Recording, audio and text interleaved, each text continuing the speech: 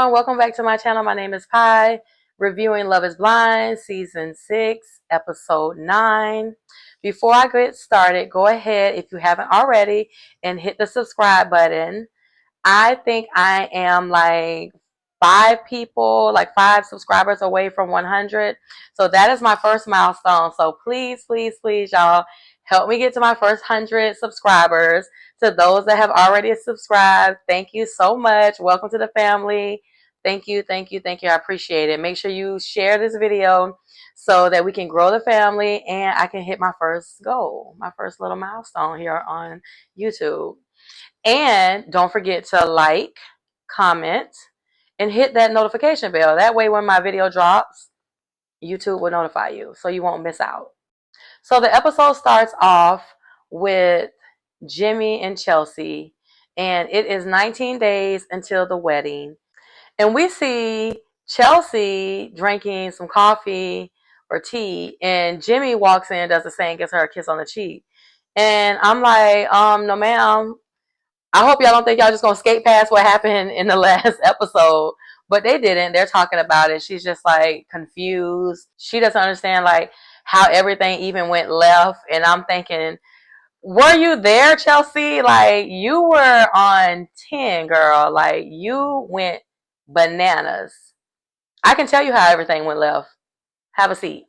So she's like, I mean, you called me clingy. Like, do you consider me, telling you that I love you and you're handsome?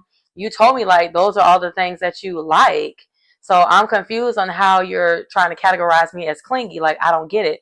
He's like, yes, I do like it. He said, but you just kept asking me over and over again, like, what's wrong with you? Like 3 or 4 times that day. And it was annoying. She was like, it was 2 times. And I'm thinking, let me go back and watch that episode. So she tells Jeramey that, you know what, you need to, well, actually, Jeramey first, he apologizes, as he always does. And she tells him that he just needs to work on his delivery. And she says that she needs to work on she didn't say insecurity. She said her sensitivity. And I'm thinking, your delivery as well. Because you'd be biting that man's head off. You'd be like, Wah! So he lets her know that he loves her, he wants to build with her, and ever since he has met her friends, they make him love her even more. So hopefully they're on a good path. So next we see Jeramey and Laura, and they're preparing for her parents to come over for them to meet Jeramey for the first time. Her parents have been married for 40 years, and she says that although her parents have been married for 40 years, she wants something different in her marriage. She wants more spice, more oomph. And I'm thinking, Laura, your parents have been married for 40 years. Marriages go in and out of stages. They go up and down. You have to make an effort to spice things up all the time and change things up. And then after a certain time, it's just like, it kind of like is what it is. Like 40 years, that is a long time. I'm pretty sure those big personalities die out after some time. So it's like, were your parents like this all the time, or did things just kind of fade over the 40 years? So I wish Laura would kind of like see it from a different perspective and not just only one way. So her parents finally get there. They greet Jeramey, and it's her mom, her dad, her brother, and her sister-in-law. So they ask Jeramey, why did he go into the pods? They know why Laura went in, so they want to get his reasoning why he chose this experiment. And he says because he feels like it would be a better selection of women versus, I guess, just like conventional dating or like dating apps. And also they do background checks. They do background checks. What kind of background checks do they do, Jeramey? Did they do one on you? Because quiet as is kept, the word on the street is, we'll say that for another day. But there's definitely some tea out there about Jeramey. It seems like every year they love to put the tea out while the season is filming, and it's becoming very annoying. So I won't discuss it in this video, but we would definitely have a different video for that. So he also says they have like a psychological evaluation as well. So he just felt like he would have a better option, better results to do it this way. So then Laura makes it known that they were in a love triangle. Jeramey is like, oh Lord. So the mom was like, love triangle. And he's like, yeah, I'll let her tell you about it. So Laura says that she feels like he was very much so interested in Sarah Ann. He cared for her. He was like, I did. And, at the end of the day, there was the determining factor of Laura. It was just more, could go deeper for him. I think it was more surface and more physical, as he said, which I don't understand how it can be physical when you don't even see the person. How can you be connected on a physical level with someone you've never seen in your entire life? But I digress. So then Laura brings up the inbox message because Sarah Ann messaged Jeramey on social media. If you haven't seen my last video, as a matter of fact, you know what? PSA announcement. If you haven't watched my last 8 videos, I need y'all to stop right now.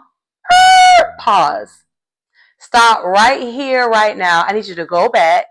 I need you to watch all of the other Love is Blind videos. All 8 of them, okay? Then you can come back here right at this moment and pick up where you left off. But please go back and watch that content, okay? We can continue now. So in the last episode, we saw Sarah Ann say, or we saw Laura tell Jessica that Sarah Ann messaged Jeramey, and basically, long story short, she was saying that, she's so nice. It was so nice to meet him. However, if at any time he decides to change his mind, he on the hip at any time, I don't mind. So Laura is, you can tell clearly, still a little bothered, although she's really like trying not to show it as much. And she's saying like, basically, I feel like you should have never entertained it at all. And I totally 100% agree. What Jeramey did was he didn't message her back. At least we didn't see any messages. He could have deleted it. But he didn't message her back. But he did either like it or heart her message. And that's just a green light, in my opinion.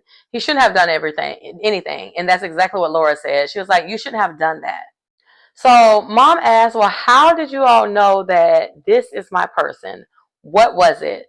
And so Laura says, well, for me, I made a pro and cons list. And if you remember, and I believe it was like episode 3 or 4, I can't remember which one it was, but she made this list and she told him, because she was like really emotional in the pod, saying how she like never gets close to anybody because she always like writes them off, like cut a nigga off, like she cuts them off quick.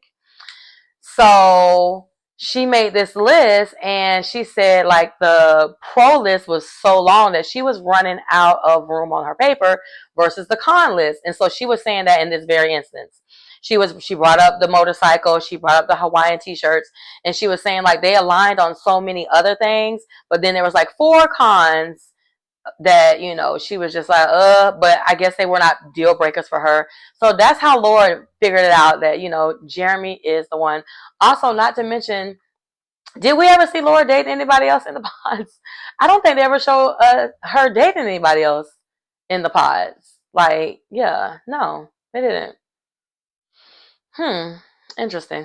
So they go outside, Mom, Laura, and her sister-in-law, to talk a little bit more about her and Jeramey. And she's, asking her, she really thinks this is the one. And she talks about how their banter is just like a little harsh. And Laura's talking about those Hawaiian shirts again. And her sister-in-law is like, well, I love Hawaiian shirts. Look, y'all, I got on mine. She's like, I love Hawaiian shirts. Like, it's personality. He's like a little quirky, and she's just like, oh, it's just a turn off. Like, it's like an ick. And I'm like, Lord. But I totally get it. I am the type of person, I do have to put like a little stamp on my guy, whoever I am in a relationship with. It is always something that I don't really like about him that I have to change. So I can't really get on her too much for that because I've done that in my current relationship and my previous one. So I get it, girl. I think the Hawaiian shirts would bother me as well. And the motorcycle. I totally understand her. I'm not going to come for her on that one. I get it. So we get to see Clay and AD meet his mother and his sister at a restaurant. And I like his mom. His sister is nice as well. They're talking about basically schedules and quality time and just consideration. AD is a realtor and she also runs a nightclub at night. I think she said a VIP manager or something like that. So her schedule differs from Clay's because Clay is an entrepreneur. So, he works like 8 to 5, 9 to 6, somewhere around there. It just fluctuates, right? And so she's saying that she would appreciate it if in those moments when he has like a little bit of free time that he would choose to spend it with her, but he doesn't. So she's talking about this one night when he brings it up, I think, and says, Saturday I didn't come home. Okay, that's a problem. We don't even need to go no more. Stop. Halt. You ain't come home. That is an issue. That is an issue. Unless you work out of town, that is an issue. So he says he didn't come home because he had to go somewhere where the drive was like an hour. So he stayed. I guess he has like another place where he could stay. It would basically be easier for him to stay where he was and drive to where he needed to be in the morning versus driving all the way back to his house, to their house, and then commute. No, you're going to have to do that because I want to be with my man. Like when I'm with someone, when I'm in love with you, I want to be with my man all the time. Not all the time, not like Chelsea. But I want you behind in this house. Get your in this house. Okay? I need you in here with me. So I understood where she was coming from. He's like, so when we're laughing and we're talking and we're having like, gossiping time and just chilling, you don't consider that quality time? She was like, absolutely. He said, but you think that it should be more? She was like, absolutely, yes. And he was like, she don't get it because AD isn't working right now. When they came back out, I guess when they came back from the Dominican Republic, he went straight back to work. She hasn't yet. So that's why he was like, she's not working. She doesn't get it. I think she gets it, but I think she just wants you to be a little bit more considerate and just not think about only yourself. Like you all can compromise and come up with something. And his mom said it very plain. When you love someone, you make time. Period. And a marriage is hard. You make time. You want to be with that person, you're going to make time. And I agree wholeheartedly with his mom.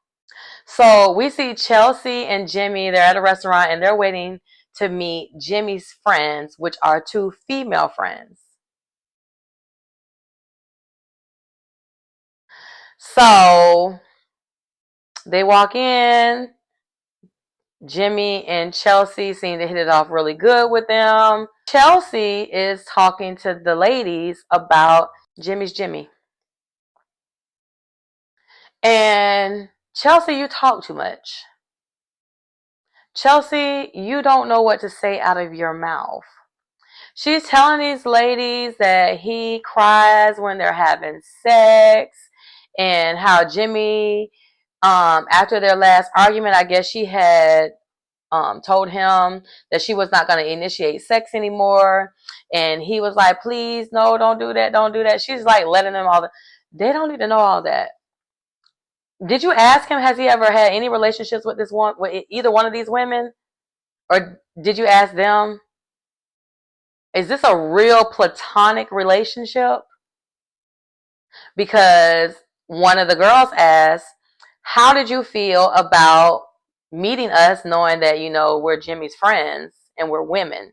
And she said, well, I'm not going to even lie. At first, I was a little bit concerned or whatever. But, I also have male friends. And one of my really close male friends is someone that I used to date. I said, exactly. See, we don't see it, but I want to know, has Jimmy ever dated one of these ladies? That's what I want to know. And we already know how Chelsea is. Like, she has these insecurities. So, are you really okay with it? Or are you just saying this in this moment? That's what I really, really would love to know. And then Chelsea also says that every guy that she has dated in the past that had women friends has cheated on her with them.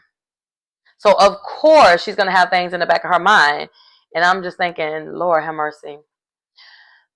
I can definitely see this being an issue in the future if they get married. So next we see Amy and Johnny, and they are at their house and they're getting ready to host their first family gathering. Amy is making some chocolate chip cookies, and next thing you know, the sisters are there. He has two sisters, and one of the sisters brought their fiance. I think that the sisters are younger than Johnny. I really never have much to say when it comes to Amy and Johnny because they have that like cookie cutter relationship where it's not really much going on. Every now and then they'll sprinkle a little bit in there. But for the most part, like, they don't really have any issues. We haven't seen any issues. No issues have arise yet. And to add insult to injury, the sisters ask no hard questions. Like, the whole entire time they're just laughing and joking, and they love Amy. They're ready for the wedding. They're like, I'm good. Like, tens across the board. It's a go for me. Green light. So there's like really not much to say. Like, they literally ask no hard questions. But I feel like we're going to get all those from Amy's father. So if they did ask some hard questions, they edited it out, and we will see all the hard questions and the issues come from Amy's side, because we already know she's told us that her father was not here for this whole experiment. He's a very traditional man, and he's not here for this experiment. So I'm pretty sure we're going to see everything probably next episode. So the episode ends with Jeramey and Laura. Jeramey is sitting on the chair, and he's just chilling out, maxing, relaxing, all cool and all, shooting some b-ball outside of school. He got his glasses on in the house, legs crossed, like so nonchalant. Like, child, I ain't even really in the mood for all of this. I really don't even want to talk about it. And he actually says that when she asks him a question. So he's sitting there, and she comes and she sits on the couch across from him, and she's like, so where were you last night?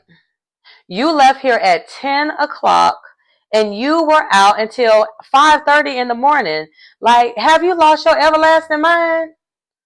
And of course, it takes him a moment to respond. And he's like, so originally I was going out to karaoke and I got a call. Location changed. We're going to Lost and Found. I don't know what the heck Lost and Found is. Every time they said it, for some reason, in my mind, I was thinking about an actual lost and found place. I don't know. I should Google it, because that's a weird name. Is it a restaurant? Is it a club? What is it? I'm not even gonna tell y'all what just popped in my mind. But anyways, so he said we're going to Lost and Found, and he doesn't say who was telling him this information, but they let him know that, oh yeah, by the way, Sarah Ann is here. And so he says, I was going to turn around, but then I thought, I ain't about to let nobody dictate, my life and my decisions and what I do and where I go. I'm going. So he says he gets there. Sarah Ann walks up and gives him a hug. And he's like, well, what is that? Why would you have that reaction from just a hug? Did she say something? Because y'all know each other. Y'all dated each other. So if you see somebody out, you say, hey, how you doing? You give them a hug. Why would you say, like, what is that? No, she must have said something. I'm not buying it. So the bar's closed at 2 o'clock. The time is not adding up. So what were you doing? Because you didn't get here till 5:30. The bar's closed at 2 o'clock. So from A to B, it takes about a good 35, 45 minutes to get here. Where were you? And why did it take you so long to get here? And he was like, oh, I was in the parking lot. I was sitting in the parking lot. She said, no, you wasn't. And so he's like, I really don't even want to talk about this right now. She's like, oh, you don't want to talk about it? He's like, I don't even really want to get into it right now. And I'm thinking, oh, with the cameras rolling? Is that what it is? So finally he's like, well, there's like this alley that's behind that, like leads back behind the bar. And she was like, no. She said, you were not there. You were at, and she named some city. And she says, that's where Sarah Ann lives.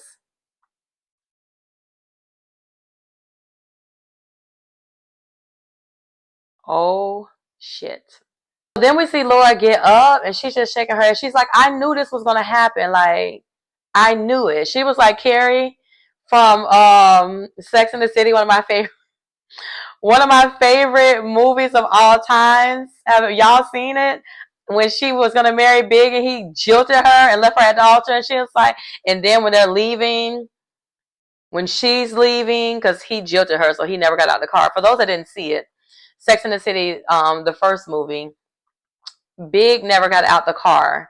And Carrie, all the wedding party, they were inside getting ready to walk in, and they let her know that, you know, Big isn't here. So she calls him. Long story short, when she's leaving out of the car, when she's leaving in the limo, and they pass each other, and she tells them to stop, she gets out of the car and she starts running down the street.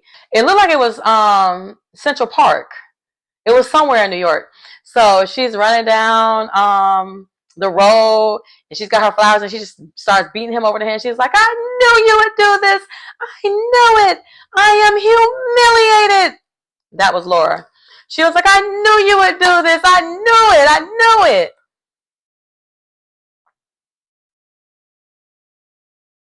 I was going to say you should have picked someone else, but again, I don't remember Laura having any other options. I wish that we could send in questions like Andy does, aka from Andy, because I think all those questions be from Andy from his Housewives reunion. But I wish we could send in questions to the Lachey's, because I got a couple questions that I would like answered. I need to know if Laura had any other options, because Jeramey is not it. The crazy part about this season is the guys, like Matthew, I would have never thought Matthew was going to be the player that he is, right? Same thing with Jeramey. I didn't really get that from him. So at first, like maybe day one.